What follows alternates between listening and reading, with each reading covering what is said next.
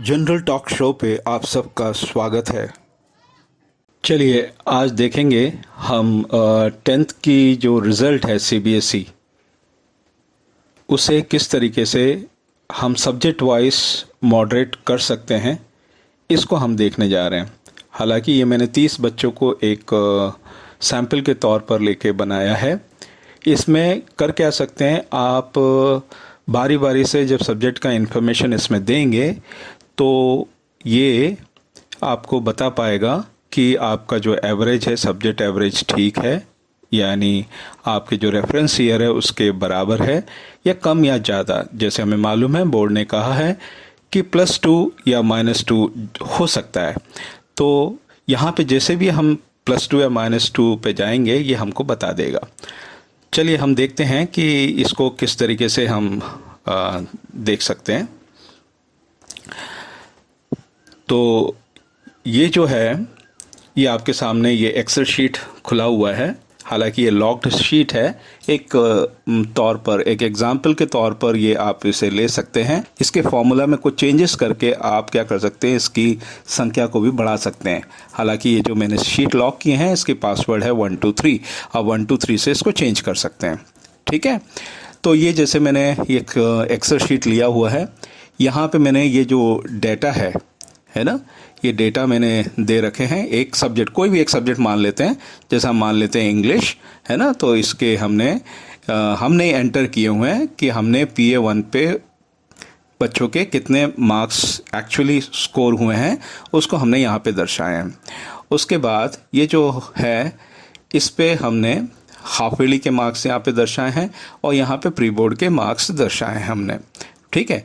अब ये क्या कर रहा है, ये प्री बोर्ड जो मार्क्स है हमारा आउट ऑफ 80 था। हालांकि ऊपर 100 लिखा हुआ है, ये आउट ऑफ 80 है। एक्चुअली ये जो मार्क है आउट ऑफ 80 है। अगर आपका आउट ऑफ 100 है तो उसको कन्वर्ट आप कर सकते हैं। तो मैंने 80 के हिसाब से मार्क्स था हमारा, तो जिसे हमने कन्वर्ट किया हुआ है। अब आपको सिर्फ इतना ही एंट्री देना है ना। यहाँ पे सब्जेक्ट के मार्क्स को आपको पेस्ट करनी है तीनों कॉलम में, और फिर ये आपको जनरेट करके देगा उसका 10%, यानी PA का 10%, हाफ ईयरली का 30% और प्री बोर्ड से ये टोटल भी आपको मैच करा देगा। अब यहाँ पे जब आप देखते हैं टोटल, तो यहाँ पे आप देखते हैं कि अगर मान लो ये 80 से ज़्यादा, अगर यहाँ पे गलती से आपने ज़्यादा मार्क्स यहाँ पे एंटर कर दिए, यहाँ पे 80 क्रॉस करके ज़्यादा है, तो यहाँ पे रेड से आपको संकेत करेगा कि भाई यहाँ पे कुछ गड़बड़ है। उसी तरीके से अगर कम है, बच्चा 26 से कम नीचे आ रहा है यानी फेल हो रहा है, तो वहाँ पे भी ये रेड सिंबल बताएगा, जिससे आप आसानी से आइडेंटिफाई कर सकते हैं कि बच्चे के मार्क्स सही एंटर हुए कि नहीं। फिर लास्ट में जो आपका मीन एवरेज है वो यहाँ पे नीचे डिस्प्ले होगा, है ना। मीन एवरेज मैंने 30 बच्चों के हिसाब से निकाला है। तो अगर आप इसको बढ़ाते हैं शीट, तो उसके हिसाब से फॉर्मूला में थोड़ा सा चेंज करके आप क्या कर सकते हैं, यहाँ पे मीन आप जनरेट कर सकते हैं, है ना। तो ये जो मीन है ये आपके रेफरल ईयर के मीन से +2 या -2 होने चाहिए। तो यहाँ पे मैंने एग्जांपल दिए, हमारा रेफरल ईयर था 2019, मैंने 2019 लिया हुआ है, तो रेफरल ईयर हमारा 62.27 है, और हमारा इस साल का भी ये जो है 62.27। इस तरीके से हमने इसको एडजस्ट करके हमने बनाए हुए मार्क्स, है ना। ये तो 0 आ रहा है यहाँ पे, यानी आपका बिल्कुल सही आ रहा है ना। तो आप इस सब्जेक्ट को ओके कर सकते हैं। यहाँ पे आपका मॉडरेशन भी हो गया। मॉडरेशन होने के बाद ही ये क्या है, इस तरीके से परसेंटेज इक्वल हुआ। हालांकि इस पहले हमारा अलग आ रहा था, तो फिर हमने थोड़े से जिसमें प्लस माइनस करना था उसको करके हमने बराबर लाए हैं। इसको इस तरीके से मीन एवरेज के हिसाब से कर दिया। हालांकि हमारा यहाँ पे बराबर आ रहा है, कोई ज़रूरी नहीं है, +2 भी हो सकता है और -2 भी हो सकता है ना। इस बात का आप ध्यान रख सकते हैं। उसी तरीके से जैसा आप वहाँ पे एंटर करेंगे तो यहाँ पे ब्रैकेट की इन्फॉर्मेशन भी बता देगा।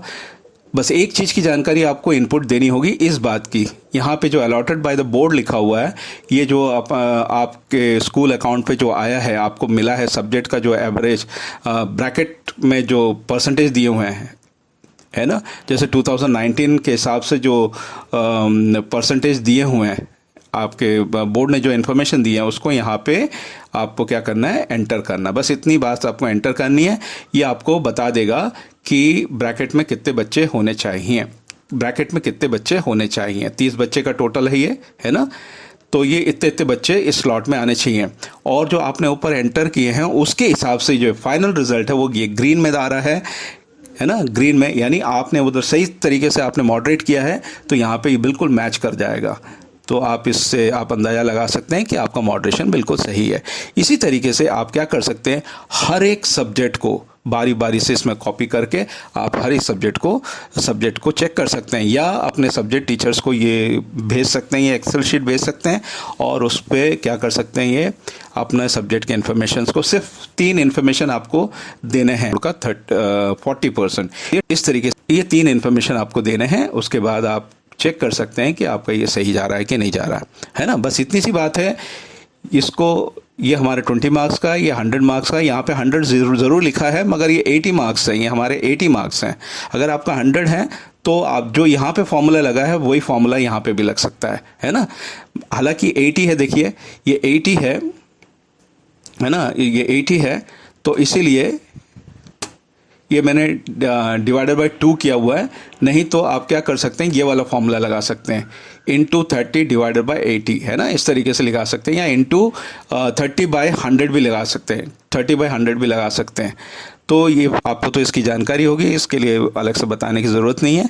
तो एक छोटा सा सॉफ्ट एक्सेल शीट है जो अपने टीचर को मदद करेगा। तो ये मेरी कोशिश है, थोड़ी सी आप इसको देख सकते हैं, है ना, और अपने टीचर को ये भेज के, या जो भी है, अगर आप समझते हैं इससे कोई फ़ायदा होने वाला है तो इसका हेल्प ले सकते हैं, और है ना, तो वहाँ से आप इसका जो लिंक है वो नीचे स्पेसिफाई करूँगा, उसको वहाँ से आप क्या कर सकते हैं, डाउनलोड कर सकते हैं। ठीक है, और ये पासवर्ड जो मैंने डाला है 123 है, 123 को हटा के इसके हिसाब से आप मॉडिफाई कर सकते हैं। ऐसी जानकारी को जानने के लिए मेरा YouTube चैनल को सब्सक्राइब कीजिए, बेल आइकॉन प्रेस कीजिए और नोटिफिकेशन ऑन करके रखिए ताकि मेरा लेटेस्ट वीडियो आप तक पहुंच पाए। धन्यवाद।